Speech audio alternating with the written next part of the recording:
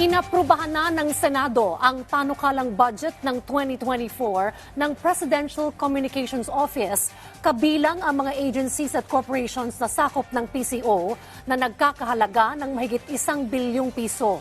Ito ay upang paigtingin pa ng pamahalaan ng information dissemination at labanan ng fake news. Yan ang ulat ni Alan Francisco. Pagpapalakas sa communication arm ng gobyerno, yan ang target ng Presidential Communications Office, kasabay ng kanilang panukalang budget sa 2024, na aabot sa 1.79 billion pesos, na inaprubahan na kanina sa Senate Subcommittee on Finance. Ilan sa paggagamitan ng pondo ang paglaban ng gobyerno sa fake news sa tulong ng Media and Information Literacy Campaign. Kasi lahat tayo vulnerable or biktima ng fake news. So madali lang gawan tayo ng mga istorya, hindi naman totoo.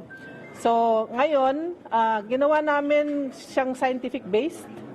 Kaya nagkaroon muna kami ng survey. Niniskas nga ni Secretary daw kanina na nakita namin talagang 9 out of 10 are vulnerable sa fake news. Kaya from that survey, nagtingin din kami kung ano yung mga sectors na most vulnerable. Gagawing mas competitive at income-generating din ang TV station ng gobyerno na PTV, kung saan pinamumunuan na ito ngayon ng bagong general manager na si Annalisa Puod. Aayusin din ang pasilidad ng state television para mas maipakalat sa taong bayan ang mga impormasyon at programa ng pamahalaan. Yan si Hannah Puod, Ma'am Puod, and she's good. Magaling to. Tama lang, bagay lang sa kanya na may lagay dyan sa PTV4. So you're not the general manager? Good, very good. Our goal for next year is to become number 2. Conservatively, yun po aming gustong ma-achieve. And hopefully, within the next few years po, mag-number 1 ang PTV sa lahat po ng TV station sa buong Pilipinas. But of course, we can achieve that with the help po of PCO. And syempre po yung financial support po ng Congress, both House of Representatives po at saka ng Senado po. Because aside po dun sa we need a lot of money to buy digital transmitters para makakomply po kami sa requirement ng NTC na mag-migrate kami from analog to digital, we also need to improve po our content.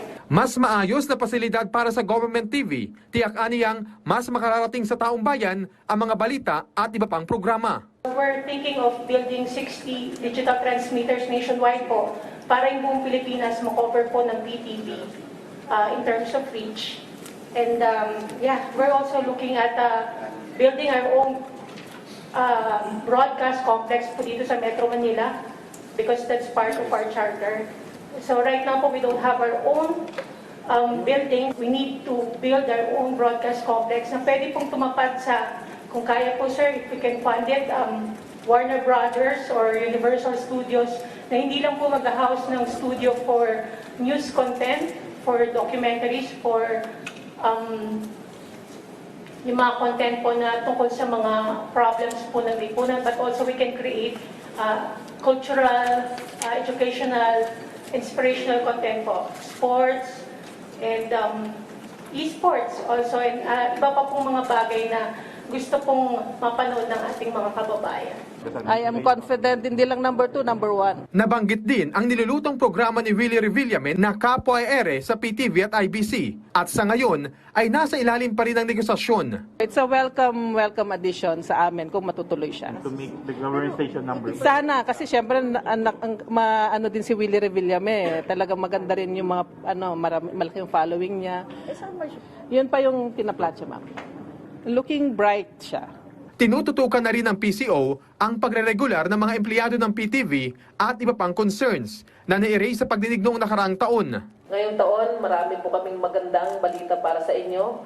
Marami po kaming na-achieve from the last time we talked about yung condition po ng ating mga workers sa Channel 4. Ngayon, naayos na po natin yung mga papeles nila for their regularization.